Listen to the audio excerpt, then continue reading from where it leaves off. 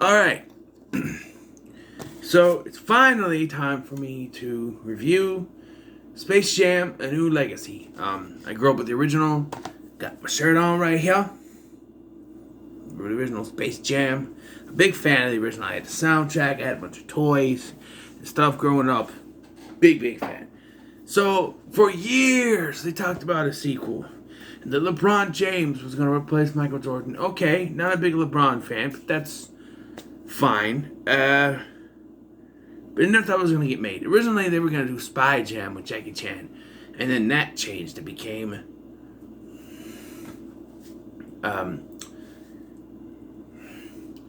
Looney Tunes Back in Action, which I still haven't reviewed yet. And then eventually we got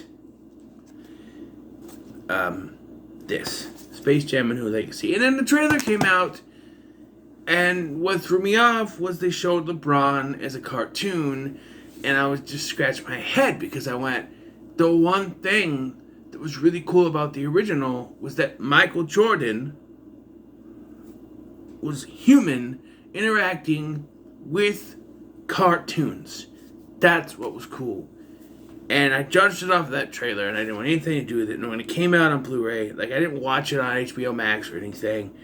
Couldn't go to the theater to see it, but I didn't want anything to do with it because I was just like, no, they're ruining it. But I bought the Blu-ray because I'm gonna give it a chance, and I watched it with my son because I often perceive things better while watching them with my son. I have better time, so watched it with my son, and it wasn't bad.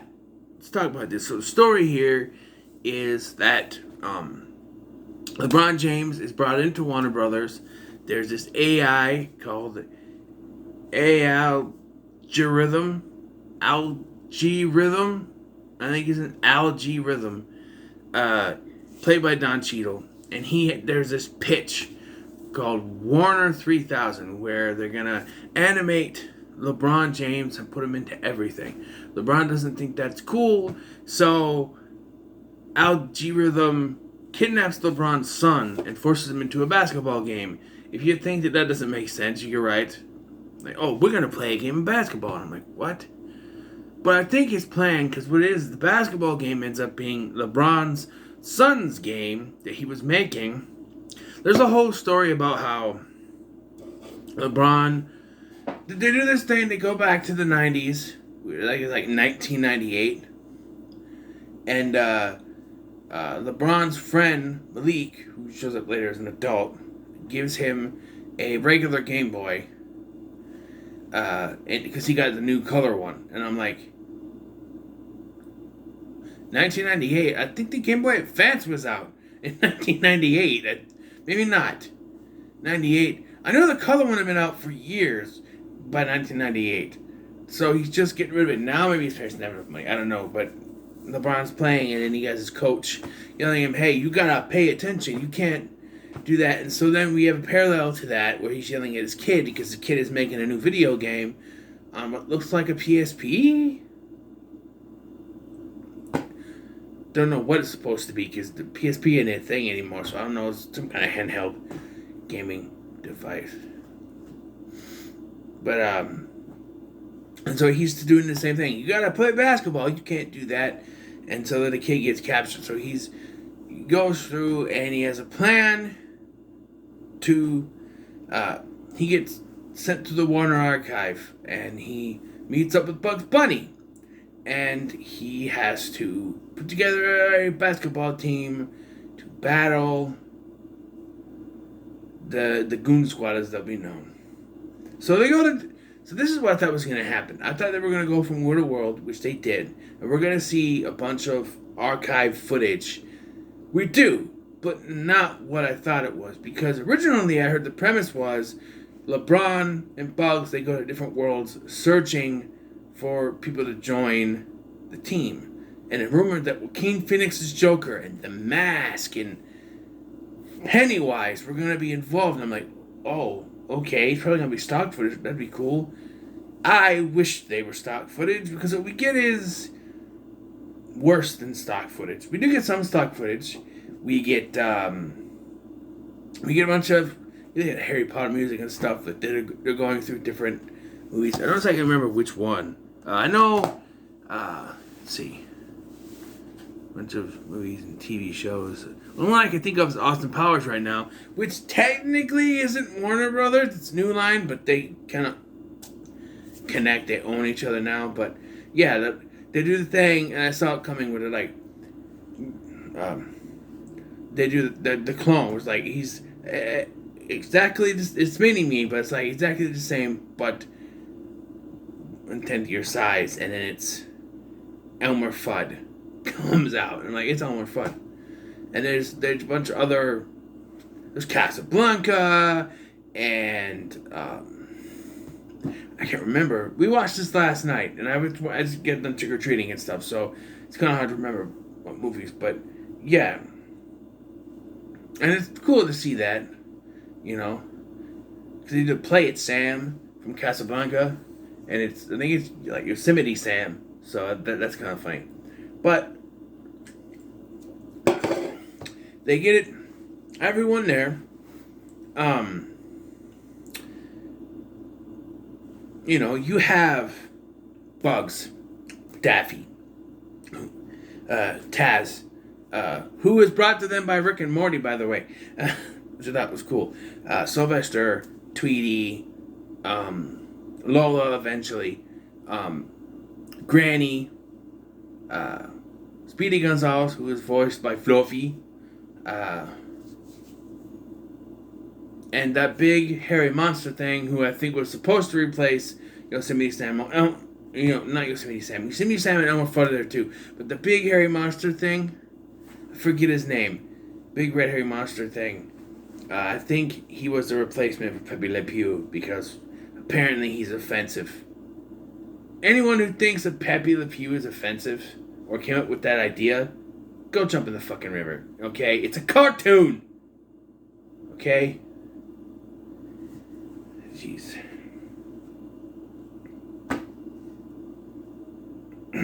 So anyway, they go. The first place they find Daffy. He's Batduck again, and you get a reprisal of. You get to see a cameo from the animated Superman animated series. No voice though, but you get to see him there. Actually, he's not Batman, he's Superman. He's Super Duck. That's right, he's Super Duck.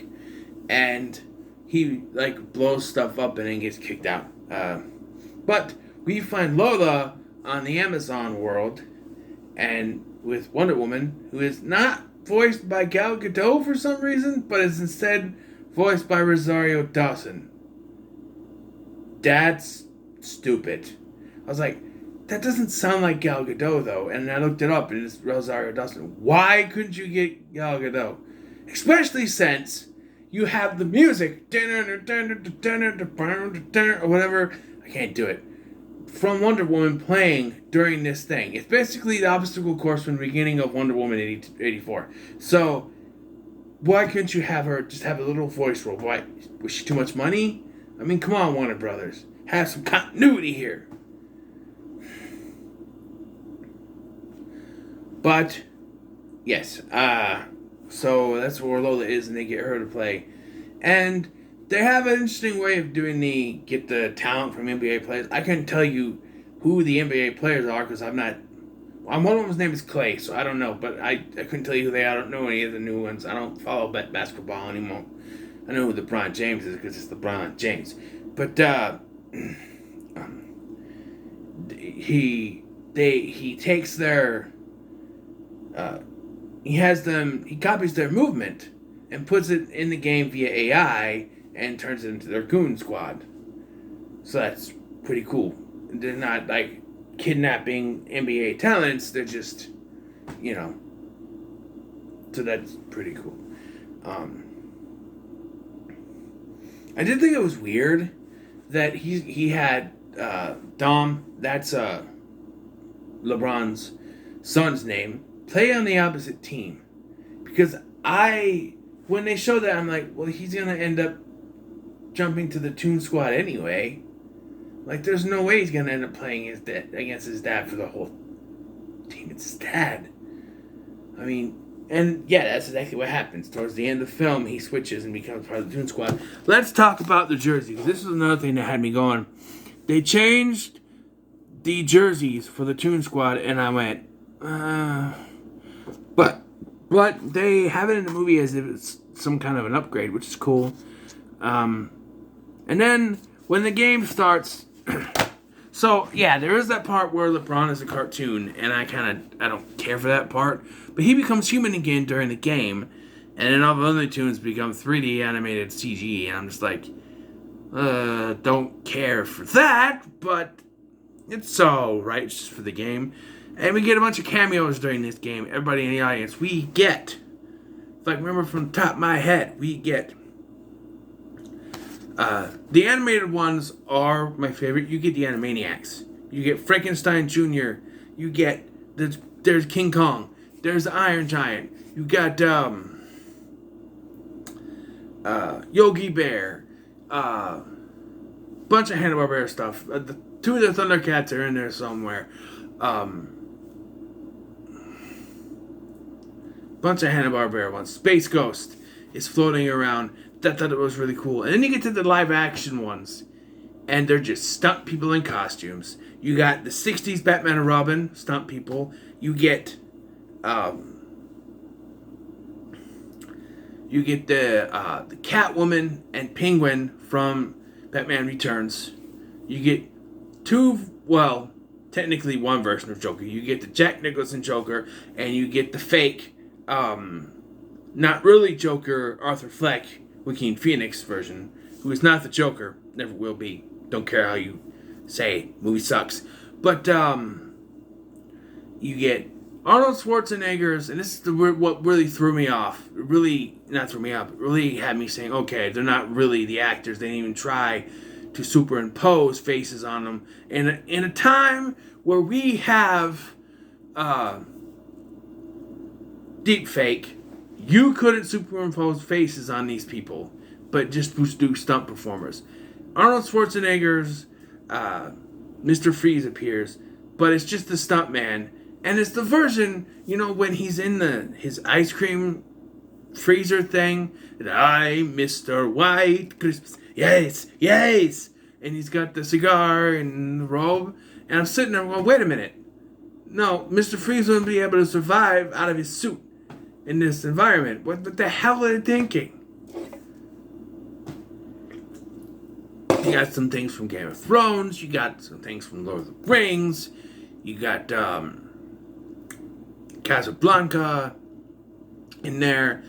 Just a bunch of stuff from the Warner Brothers archive. The Mask, Pennywise, stunt performers, of course. But yeah, bit of a disappointment because I thought they were going to actually show them.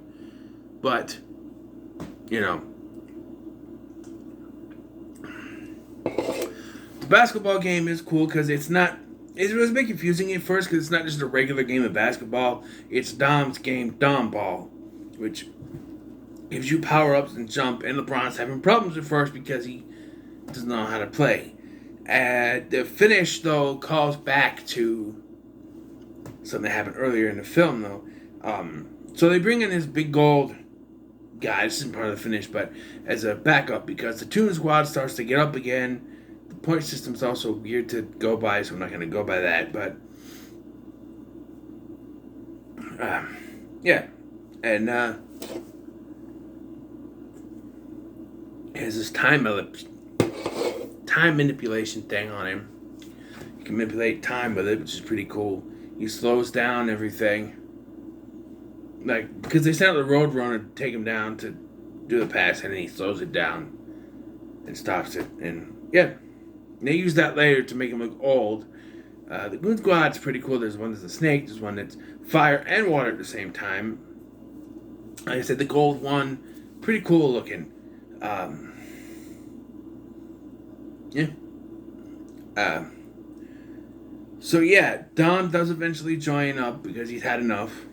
Even the little AI thing that he calls Pete had enough by the end of this.